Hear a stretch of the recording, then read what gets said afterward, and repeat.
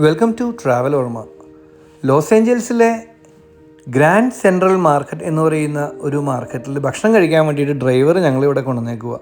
നമ്മൾ ചിന്തിച്ചിരുന്ന പോലത്തെ ഒരു മാർക്കറ്റേ അല്ല. എത്ര വൃത്തിയായിട്ടാണ് ഒരു മാർക്കറ്റ് അവർ സൂക്ഷിച്ചിരിക്കുന്നതെന്ന് കണ്ടു കഴിഞ്ഞാൽ നമ്മൾ അത്ഭുതപ്പെട്ടു പോകും. എല്ലാ രീതിയിലുള്ള സാധനങ്ങളും, ഗ്രോസറീസും സാധനങ്ങളും ഒക്കെ ഉണ്ട്.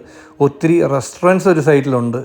എല്ലാം അതിമനോഹരമായി അത്രയും വൃത്തിയിൽ ഒരു മാർക്കറ്റ് സൂക്ഷിച്ചിരിക്കുന്നത് ഞാൻ അത്ഭുതപ്പെട്ടു പോയി.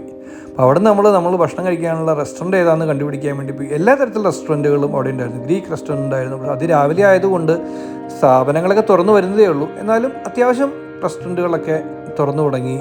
ചെറിയൊരു ബാറ് അവിടെ ഓപ്പൺ ആക്കി വെച്ചിട്ടുണ്ട്.